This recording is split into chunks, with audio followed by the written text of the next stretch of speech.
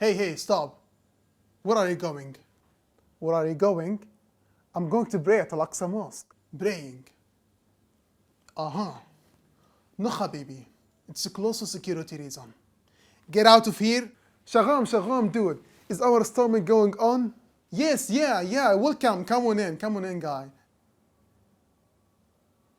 Did it say it's a close to security reason? Shh, you idiot. It's called democracy. Shh, get out of here. Democracy? This is my mosque, and I have the right to pray in it anytime. Where is the freedom of religions? Yeah. So you are under arrest. Hey guys.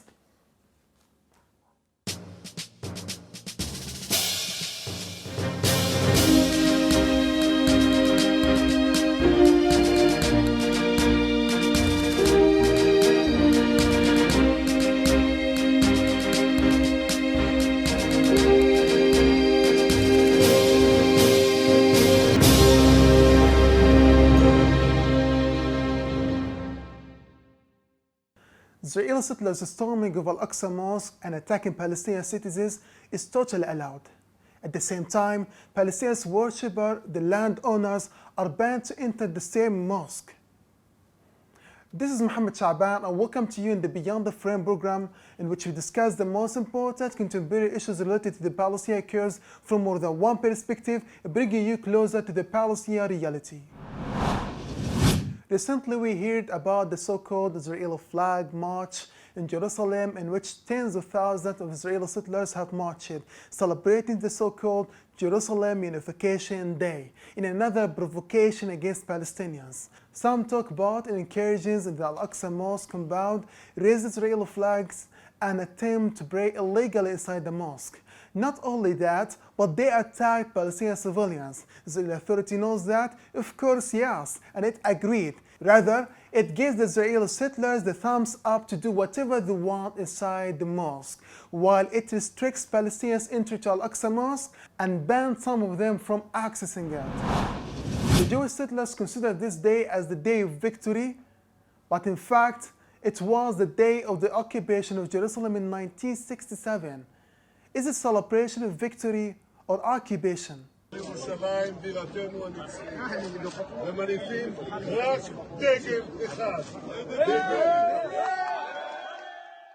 So this is Netanyahu, the former Israeli Prime Minister, was celebrating this extremist march, calling it the day of victory, unification of Jerusalem as the capital of the occupation. But I have never seen a celebration containing such brutality, assaulting Palestinian civilians, attacking them with pepper spray and detaining them. What a victory they talk about. What about tens of videos on social media platforms documenting their racism and brutality? Did you see the Palestinian woman who was kicked by Israeli settlers who attacked her with pepper spray in the old city of Jerusalem before young Palestinian men intervened and kicked them away? Not only that, the racism and apartheid are the basis of this occupation, and we see a lot of daily images to prove that. This Israeli settler wrapped in Israeli flag telling journalists that Shireen is dead, referring to the slain Palestinian-American journalist Shireen Abu Akleh, who was murdered by an Israeli sniper in Jenin in a cold blood while she was covering the truth. Rather, they are proud of killing journalists. But the funny part of this story is that Israel claims that they came for the sake of love and peace for Israel and coexistence and respect for Arab. But in fact,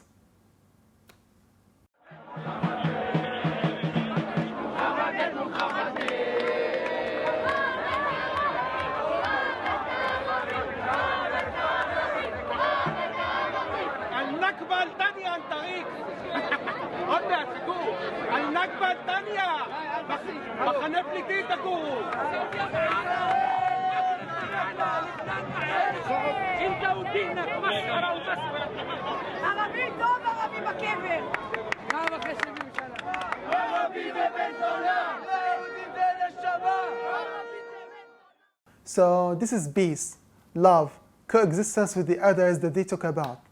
They say that they came to celebrate, but indeed they mean to change the status quo, which is Judaism in the city. Anyone who saw the images of over 2,500 Israeli settlers storming the Al-Aqsa Mosque courtyards know that there is a significant shift is taking place beneath our feet and before our eyes. They threaten to destroy the Dome of the Rock and build their illegal temple.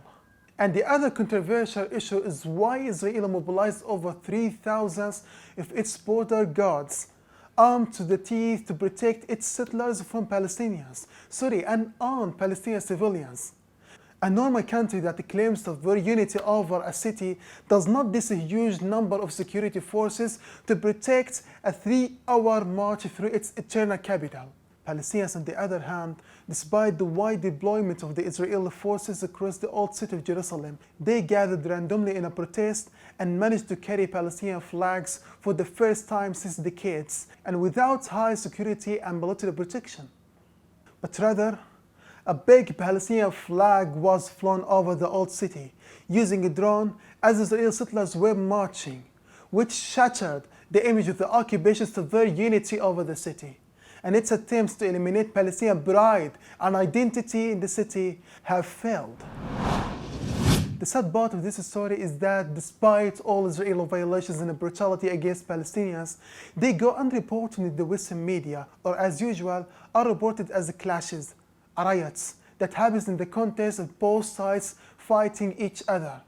Clashes when worshippers, women, kids, and journalists are attacked. Clashes when Palestinians are prevented to enter the Al-Aqsa Mosque. Clashes when the Israeli army does whatever it wants against Palestinian civilians. So what about you? Do you see it as clashes or a people under the criminal occupation who has the right to defend itself and fight in this occupation? So let's know your answer in the comments below. Finally, don't forget to like, comment, and subscribe and hit that bell. And also don't forget to follow us on our social media platforms, 60th October Media Group. You'll find the links to our pages in the description below. Salam.